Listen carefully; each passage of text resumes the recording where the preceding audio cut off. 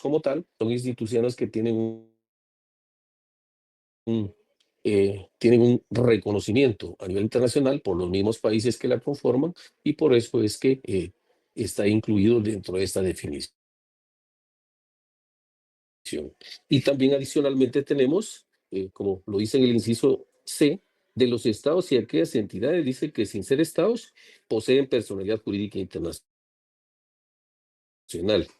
Y D dice de los estados y de los individuos. Esto es bien importante que lo tengamos presentes porque, como les decía a un inicio, por eso se le denomina derecho de gentes, porque son las propias personas que a través de las relaciones internacionales y a través de las sociedades es que han podido denominarle derecho de gentes. Por eso es que son los individuos quienes integran este derecho internacional y son los que se han encargado de regularlo a nivel mundial, ¿verdad? Eh, en la Edad Media, pues también se le denominó también el Jus Gentium romano, ¿verdad? Que su referencista es Hugo Grocio y Francisco de Vitoria. Estos son los dos representantes que tenemos en la Edad Media, dentro de las denominaciones de derecho de gentes. ¿Qué es lo que sucede dentro de las otras denominaciones que tenemos? También algunos autores lo consideran como un derecho interestatal.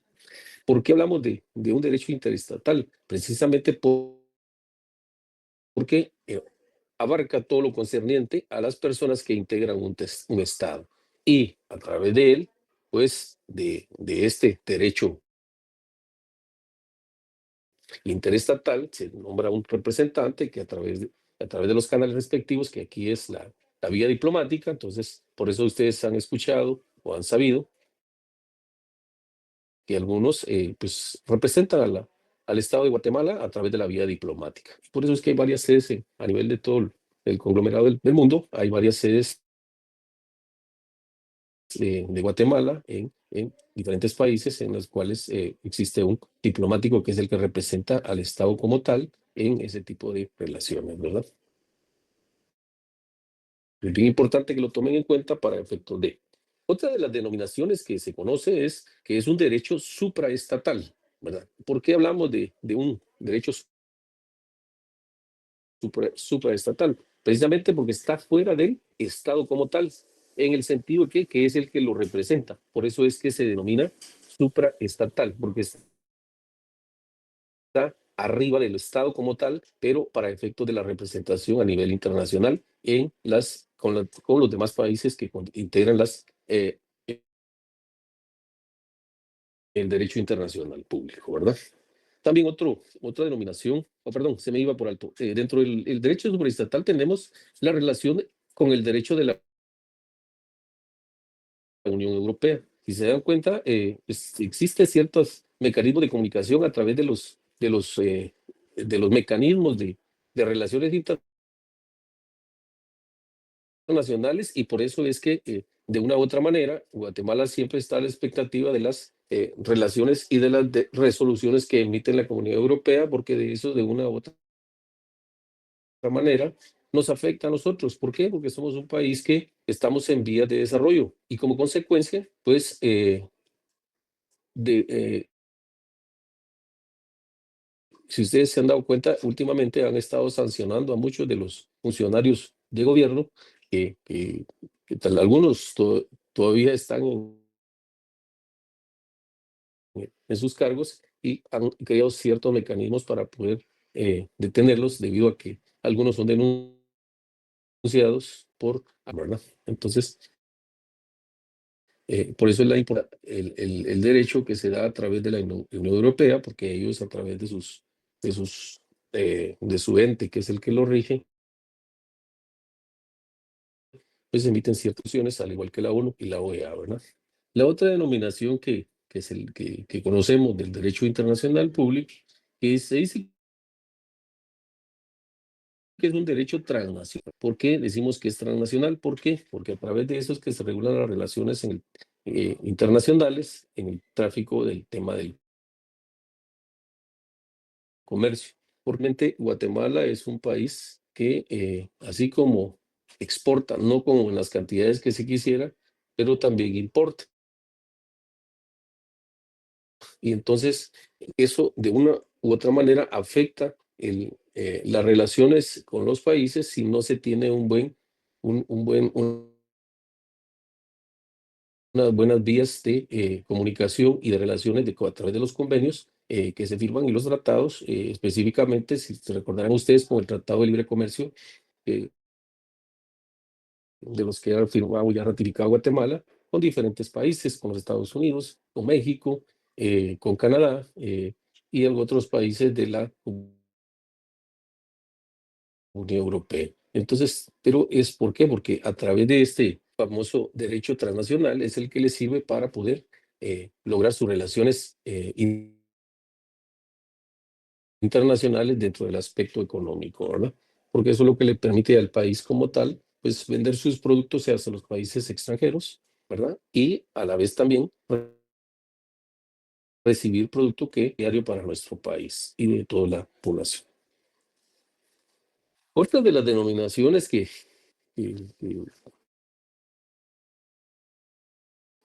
que conocemos a nivel internacional, como lo platicábamos el otro día, que también se le denomina que es un derecho físico, que en Roma había un funcionario especial encargado de las formalidades relativas a las declaraciones de guerra y a la conclusión de tratados de paz. Y aquí vemos cómo en sus orígenes público se involucraba con la guerra y la paz, contrariamente a la tendencia moderna que ha desertado la guerra y por consiguiente el llamado derecho de la guerra. Únicamente la paz y el derecho internacional, como expresión de este derecho de la paz, empleando este término, Suchet escribió su obra Juris Speciali, Sicili Juris Intelligentes. Si, si regresamos a ese punto, pues encontramos precisamente lo que les decía de Dominites, ¿verdad? Otro de las denominaciones que conocemos es el jus gentium, que entre los romanos tenía dos significados. Uno, estaban bien, era lo opuesto al jus civile, era el derecho o disposiciones legales aplicables solamente dentro del derecho, dentro del Estado de Derecho romano, a los extranjeros o peregrinos. Y ve, tierra, por ejemplo, la figura del contrato de compraventa que se dio específicamente en los periodos de 1966, Benditio Hunter y de Nicolás en el año 1962. Luego nos adentramos a la Edad Media, que aquí se le denominó inter omnis gentes, aquella rama del derecho aplicable a y entre todos los pueblos, término inventado por Francisco de Vitoria, teólogo de la unidad. Tiene, según Vitoria, el privilegio de haber sido el primero en sostener la teoría de una comunidad de estados regulados por un derecho inter omnis gentis. Por eso es que normalmente cuando hablamos del derecho romano, siempre hablamos del derecho del jus civile, del jus gentum, que son las denominaciones que se conocieron en la época de la Edad Media y que hoy en día conocemos como el derecho civil y como lo relacionado al derecho internacional público, que es el que nos interesa para efectos de la clase, ¿verdad?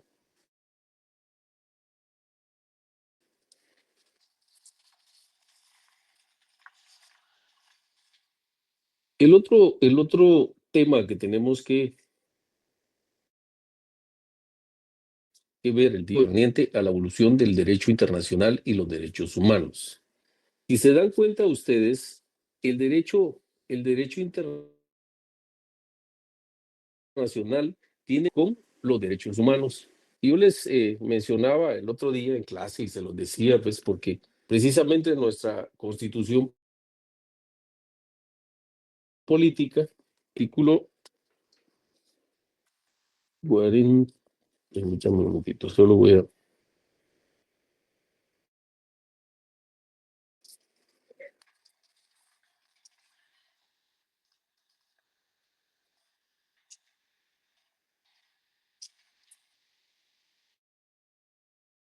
En el artículo 13, lo concerniente al derecho de asociación. Pero ¿por qué hablamos del derecho de asociación? Si lo relacionamos con el derecho del derecho romano, es el jus gentium. ¿Por qué? Porque y el derecho de asociación es libre y todos como seres humanos tenemos ese derecho a poder, a consecuencia, relacionarnos. El Estado como tal, pues ha nombrado un representante para que, a su vez, integre las famosas instituciones de derecho internacional, ONU, la OEA, que son pilares y se dan cuenta que forman prácticamente el derecho internacional, que hoy en día es el que más el derecho internacional público. Pero tengo que, por favor,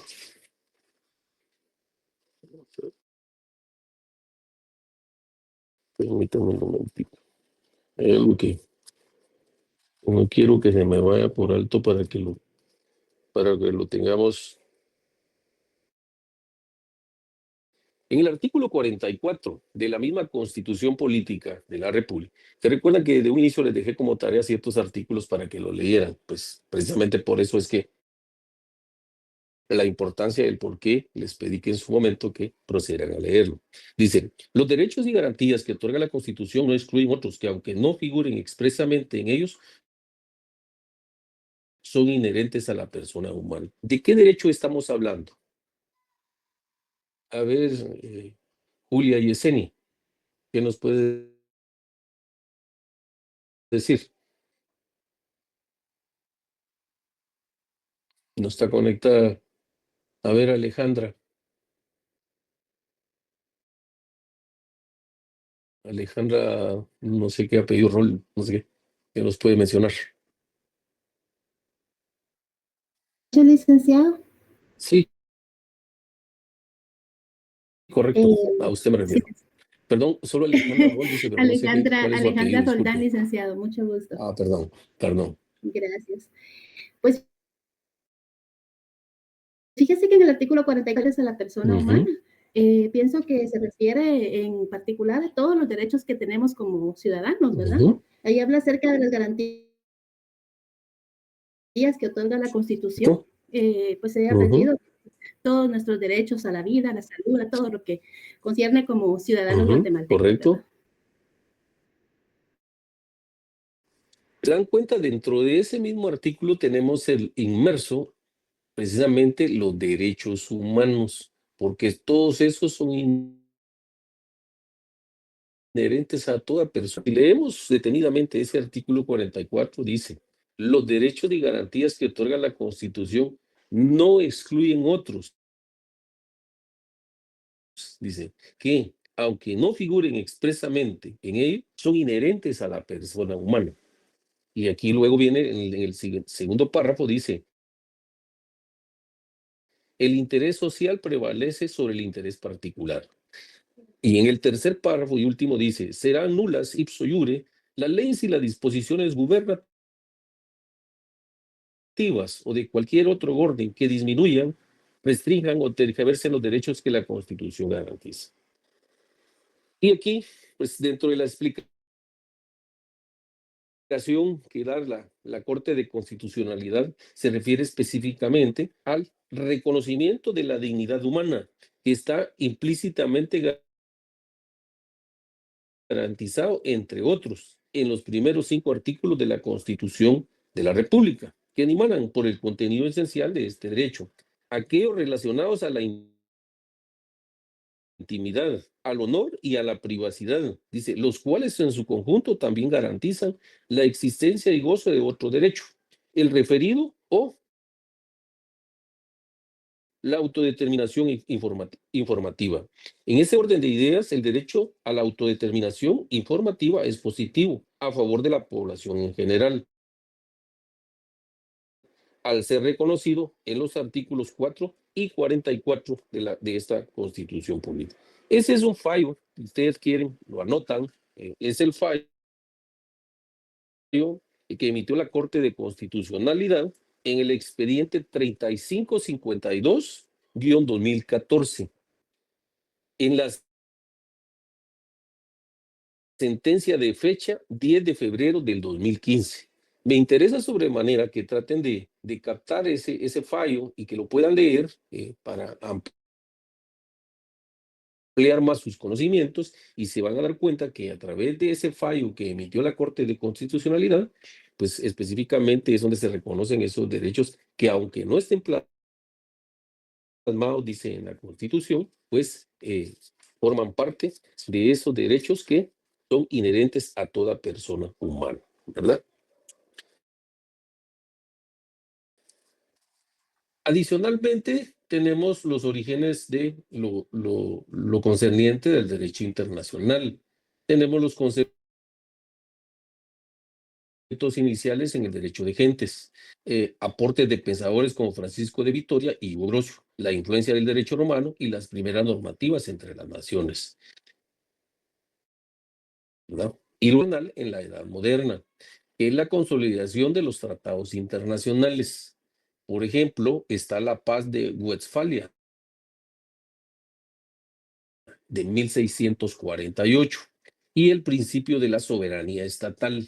Y se recordarán ustedes que les quedó como tarea leer unos artículos específicamente que les dejé sobre el Estado como tal, ¿verdad? No sé quiénes se tomaron el tiempo de leerlo y ahora ve la importancia del por qué se los dejé con la debida antelación para que pudieran ustedes leerlos y podemos de una mejor manera desarrollar cada una de las clases que específicamente se están dando a través de la plataforma virtual y en forma presencial, ¿verdad? Luego, pues oportunamente surge lo que concierne eh, la consolidación de los tratados internacionales, como les mencionaba, la Paz de Westfalia de 1648 y el principio de soberanía estatal. Y aquí es donde se viene a expandir el comercio y las regulaciones marítimas, ¿verdad? Si se dan cuenta, el comercio y todo lo concerniente a las relaciones marítimas, pues afortunadamente hoy en día tenemos un código de comercio, que es a través del mecanismo que nos sirve para poder regularizar y estandarizar en el mercado mercantil. Y las regulaciones marítimas, que es un tema que nosotros como país nos hemos quedado atrás porque realmente no tenemos un código marítimo que regule todo ese tipo de cuestiones, sino que únicamente nos vamos a ciertos tratados, acuerdos que Guatemala de una u otra manera ha utilizado para poder relacionarse con los demás países y de una u otra manera proteger todo lo que se tendiente a las áreas del litoral del Pacífico y del litoral del Atlántico en lo referente al tema internacional de las áreas y aguas internacionales que posee Guatemala, ¿verdad? Oportunamente se dan la creación de los organismos internacionales, que es donde se da la formación de la Sociedad de Naciones tras la Primera Guerra Mundial. Y luego después tenemos el papel importante que hace la ONU en el desarrollo del derecho internacional. Y por eso les decía que la ONU juega un papel preponderante en todo el desarrollo del derecho internacional, porque a través de estas resoluciones que ellos emiten, es que se van logrando ciertos convenios y tratados de carácter internacional, y como a través de la ONU están representados muchos o la mayoría de los países a nivel global, pues a través de esto es que se crean los mecanismos para precisamente tratar los temas de regulación de los tratados y convenios que de una u otra manera han sido ratificados y aceptados por Guatemala, ¿verdad? Y luego tenemos la evolución de los derechos humanos, y es que precisamente descansa en la Declaración Universal de los Derechos Humanos del año 1948. Posteriormente a eso surge la creación de pactos y tratados internacionales sobre derechos fundamentales. Y aquí juega un rol preponderante la Corte Penal Internacional. ¿Por qué mencionamos la famosa Corte Penal Internacional. Y se dan cuenta, Guatemala, pues al haber firmado y ratificado la famosa ley del Pacto de San José, pues no puede ejecutar, no obstante que en nuestra constitución política está regulada la pena de muerte, Guatemala no la ha podido ejecutar desde los años 1992, si no estoy mal. Y me equivoco en cuanto al año, pues si alguien por ahí lo tiene más claro, pues me lo hace llegar. Pero ese es uno de los grandes problemas, que tenemos una ley vigente en Guatemala, que además está plasmada en la Constitución Política de Guatemala, y además también tenemos un Código Penal que sí tipifica la pena de muerte. Sin embargo, Guatemala no la aplica. ¿Y por qué no la aplica? Porque al haberse sometido a la famosa ley del convenio el Pacto de San José, Guatemala ya no ha podido aplicar la pena de muerte. ¿Por qué? Porque si la aplica, lo primero que hacen es llevarlo a la Corte Interamericana para que lo sancionen, y producto de eso es que hoy en día Guatemala ha recibido severendos sanciones de tipo económico, y que alguien por ahí se está haciendo millonario con ese tipo de denuncias cuando denuncian a Guatemala a nivel internacional,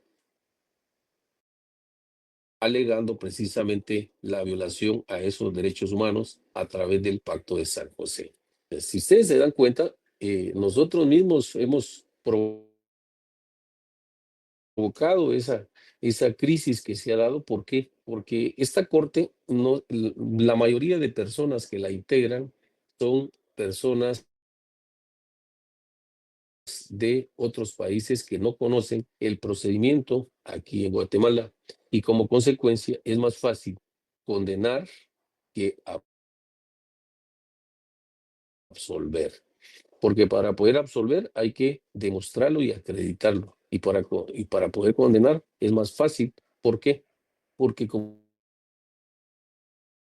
es una simple denuncia que se presenta, pues únicamente, y si no se está al pendiente del desarrollo de ese proceso, pues también, como les digo, así como ellos denuncian que se violan los derechos humanos acá en Guatemala, pues también se violan algunas garantías, y que si no tienen un buen abogado eh, que represente al Estado de Guatemala, pues normalmente siempre han optado por condenar al Estado de Guatemala. Denuncia que han presentado en esa corte, que les digo, que está integrada por que su sede está en Costa Rica, pues Guatemala siempre ha sido condenada y va a seguir siendo condenada mientras esté integrada por ciertos personajes que ya nos tienen de encargo a todos los guatemaltecos, porque consideran que aquí se violan los derechos humanos. Escuchaba en una entrevista que le acaban de hacer al presidente de El Salvador, y él les decía, miren, preocúpese cuando se diga ¿cómo se llama? Que no hay violaciones. Claro que hay violaciones, pero del 100% de la violación que dice, él menciona como ejemplo su país, y él argumenta y dice que no es posible que El Salvador, en un país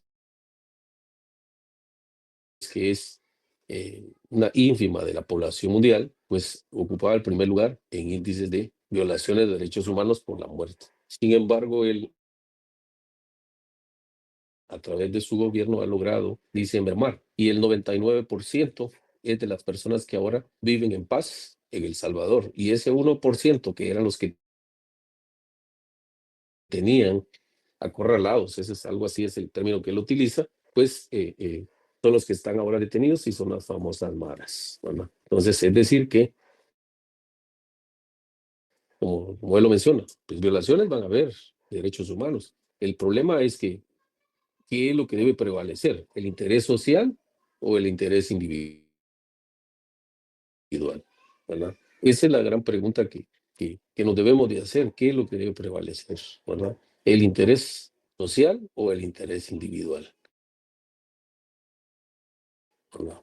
Yo creo que todos los derechos se le deben de poner atención. El tema es que algunos, y es una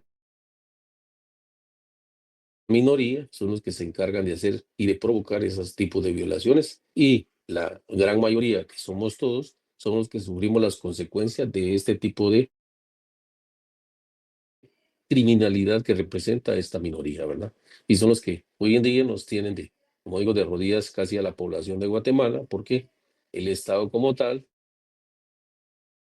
no brinda esa protección, esa seguridad que necesitamos todos los guatemaltecos, para vivir en paz, en armonía, como sociedad civilizada, ¿verdad? No sé si tienen alguna pregunta con relación a lo que acabo de mencionar. Los escucho. A ver, Henry. Licenciado, buenas noches. Más que todo es una aportación en lo que usted comentaba, la importancia de las Naciones Unidas en todo este marco de tratados internacionales. Pues yo en mi vida laboral me dediqué mucho al tema de logística, de importación y exportación de productos químicos. Ujú. E incluso las cajas tienen una nomenclatura que está regulada por las Naciones Unidas, el empaque secundario, donde uno solo bueno, se vuelve un experto en esto, ¿ah? Y uno solo con ver la nomenclatura que trae, uno ya puede identificar si es un oxidante, si es un comburente, si es un alcohol sólido, si es un oxidante. Entonces, pues, son estas que dice la importancia que tiene el comercio en cuanto al bienestar común, ¿verdad? Porque en caso de un del derramamiento en el océano, de un buque o de un contenedor, van a ver son los manifiestos de carga y otra agencia aparte de seguridad, y ahí se va a identificar qué productos son los que van, los que se están importando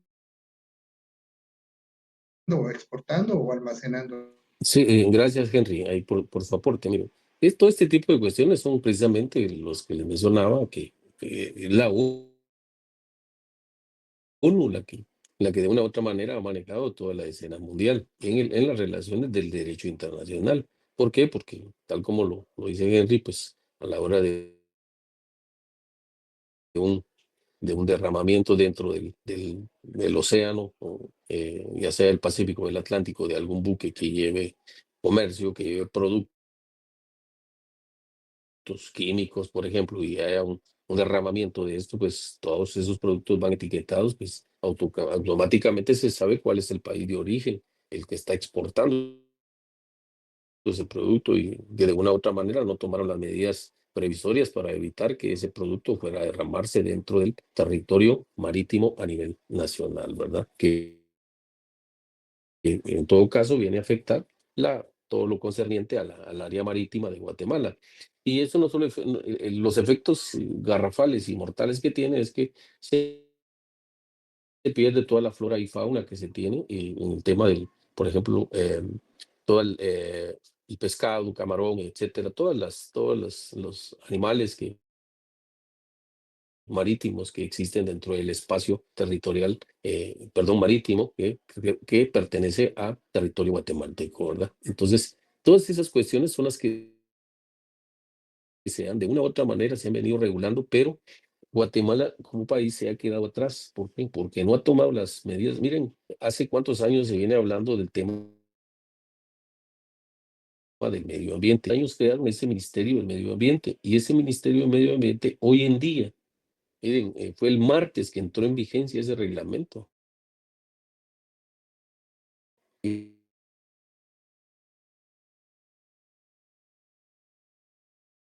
cumplir con ese reglamento. Y se dan cuenta, muchos dicen, son en el reglamento, como bien se lo dice el mismo, establece que ese es para las personas que se dedican a la recolección de basura, porque específicamente para eso es, pero también acá no existen los depósitos donde puedan ir a hacer esas descargas de ese tipo para hacer un tratamiento de esa basura que a diario expulsamos todos de nuestras casas, ¿verdad? No hay esos lugares. Dice, el único que se conoce es el vertedero Acuario, y creo que hay otro que está aquí por el lado del Atlántico, perdón, de la costa sur, abajito de Villanueva, creo que hay otro. Entonces, pero tampoco hay que utilizarse para poder de una u otra manera procesar ese tipo de producto de basura que se saca a diario y son toneladas como ustedes ni se imaginan. Y entonces, ¿qué es lo que tenemos que hacer nosotros como sociedad? Pues de una u otra manera también tenemos que colaborar en ese sentido. Y por eso es que cada uno en nuestros hogares debemos de tener 3 clases de bolsas para poder reciclar cada uno de los productos de basura que sacamos cada uno y poderlos colocar en cada una de las bolsas respectivas, orgánicas y no me recuerdo cuáles son las otras denominaciones que le dan. Sin embargo, ¿será que todo lo estamos haciendo? ¿Por qué tuvimos que esperar hasta que entrara en vigencia ese reglamento para poder hacerlo? Y eso lo debimos de haber hecho desde cuando, como dijo, eran los jóvenes, desde cuando eran los niños, nos tuvieron que haber educado sobre esa base. Pero miren cuántos años ha transcurrido y hasta ahora venimos como dijo, a pegar el grito y decimos, no, es que no lo podemos cumplir porque no se han educado, no se han preparado. Pero si nunca lo hacemos, tampoco no vamos a saber si realmente lo vamos a poder hacer. Pues nosotros como personas y como habitantes de nuestras casas, pues debemos de cumplir con eso, en apoyar para que realmente haya un mejor tratamiento de esa recolección de basura y que no siga causando mayores daños a nivel de toda la República de Guatemala y que además no perjudique a los países vecinos, como en el caso que les mencionaba el otro día de Honduras, que ya presentó, como digo, ya pegó el grito en el cielo de tanto plástico y basura que le llega a través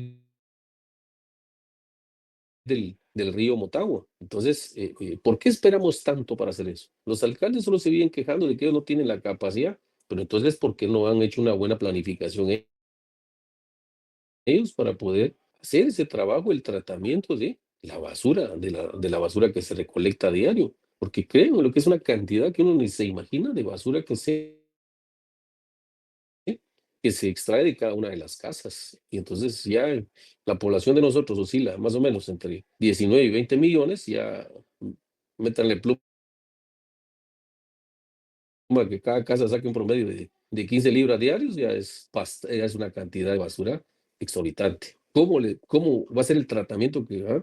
Es responsabilidad del Estado como tal, ver qué es lo que qué mecanismos van a utilizar para poder procesar todo eso.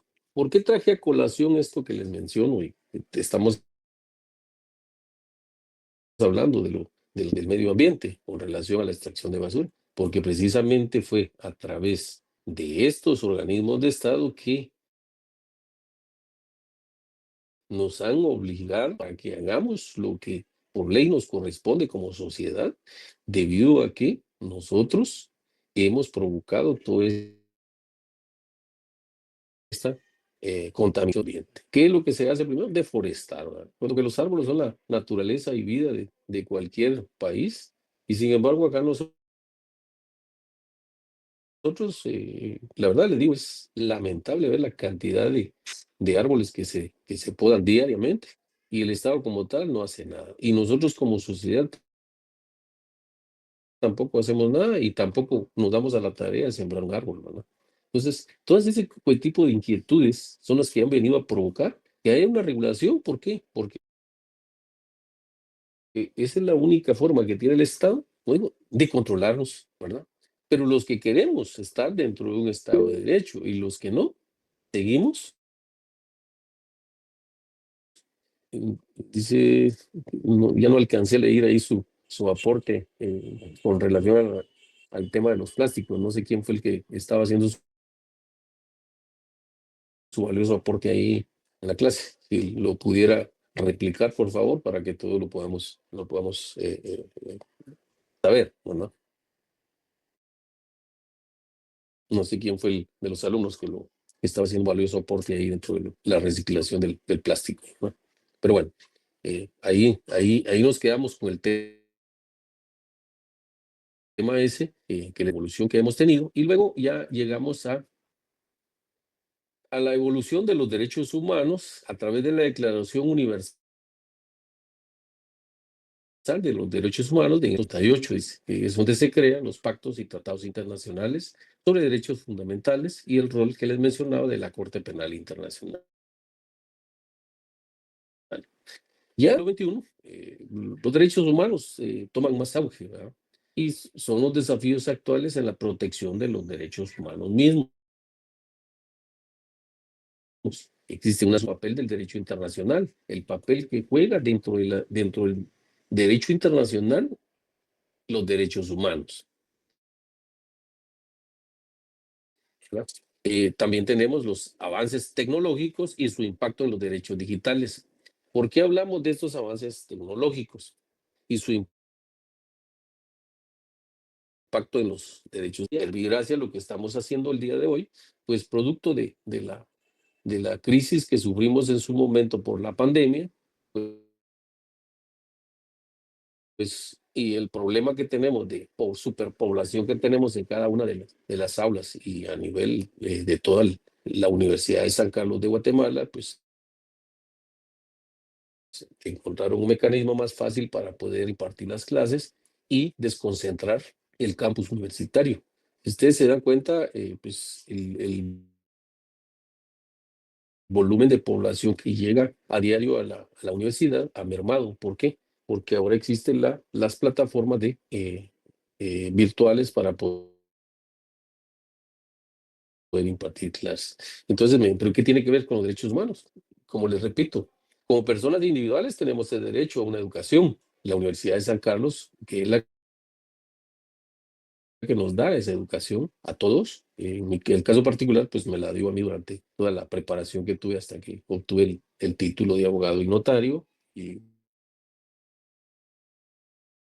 pues posteriormente ya fue por cuenta mía el tema de obtener una maestría y también un doctorado. Y entonces, pues eso ya es, como digo, son extracurriculares que uno saca para poder superarse e ir aprendiendo cada día más, ¿verdad? Entonces, por eso es que el tema de los avances tecnológicos y su impacto en los derechos digitales. Eso quiere decir que, si bien es cierto, como ciudad tenemos que ir avanzando, también tenemos que regular ese tema de esos derechos digitales, porque si no, también existe un abuso por parte de la misma sociedad. Hoy en día, pues están a la orden del día, se dan cuenta tantas estafas que han hecho a través de los mecanismos digitales, llaman a las personas, empiezan a extorsionarlas. Pues ahora ya hay mecanismos para poder determinar de dónde se llama, qué personas que se llaman, para luego oportunamente,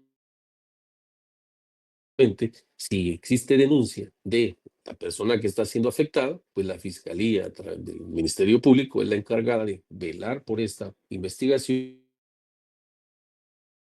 llevarla a cabo y oportunamente llevar a la persona que cometió esos ilícitos a través de la tecnología, utilizando mecanismos digitales, a un proceso penal, ¿verdad? No sé si están anuentes a que hagamos el repaso que les dije que estaba programado para el día de hoy. No sé cuántos son los que están, solo 69 alumnos, 70 alumnos ahí conectados. ¿Y los demás qué pasó? Se fueron a celebrar el Día del Cariño o pensaron que no iban a dar clases. Eh, y hacemos hoy la comprobación de lectura que les había dicho, pues creo que la mayoría va a salir perjudicada porque más o menos, según estaba viendo, a mi clase están asignados aproximadamente 208 alumnos. No sé de dónde salieron tantos, pero al final, según vi por ahí en el informe que me pasaron, son 208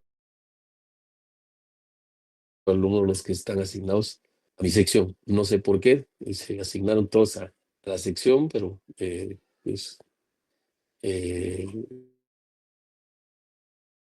espero que le saquen el mayor provecho los que están conectados y que están tratando de superar y salir adelante. Son 70 los que están conectados el día de hoy, ¿verdad? Creo que yo voy a hacer todo lo posible para el día lunes mandarles el cuestionario para que, si me da tiempo hacerlo el fin de semana, pues lo haré, se los haré llegar a través de la plataforma para que ustedes puedan, pues, de una manera repasar todo lo concerniente a las leyes que les dije que tienen que, como tarea, estudiar para poder hacer ese laboratorio que estaba programado para realizarse de hoy, pero la idea es que lo hagamos de manera presencial, no virtual. Pero, sin embargo, vamos a ver si el día lunes lo vamos a estar confirmando, que si bien es cierto va a ser virtual, pues vamos a ver de qué manera lo podemos realizar, porque es de muy importante ver si realmente ustedes se están poniendo interés en la clase y están leyendo sus tareas que se les han dejado. Yo sé que para algunos puede haber mucha carga, pero realmente créanme lo que su servidor lo que menos trata es de perder el tiempo y aprovecharlo al máximo para sacar el mejor provecho, no solo como docente, sino que transmitirle a ustedes los conocimientos que se han adquirido y porque nuestra facultad de Derecho debe estar siempre en el primer lugar, ¿verdad? Así que nos vamos a quedar el día de hoy ahí. Que tengan feliz noche, que la sigan pasando bien al lado de sus familiares y reitero la felicitación del Día del Cariño y Gracias, la amistad licenciado. para Feliz todos. noche. Gracias, Buenas noches, licenciado. licenciado. Gracias, Gracias, licenciado. Feliz Día del Cariño. Gracias, licenciado. Buenas tardes. Buenas noches a todos. Feliz Día del Cariño, licenciado. Feliz Día del Cariño, Gracias. compañeros. Gracias a todos ahí por sus... Feliz Día del Cariño también para Gracias. todos. Feliz fin de semana a todos.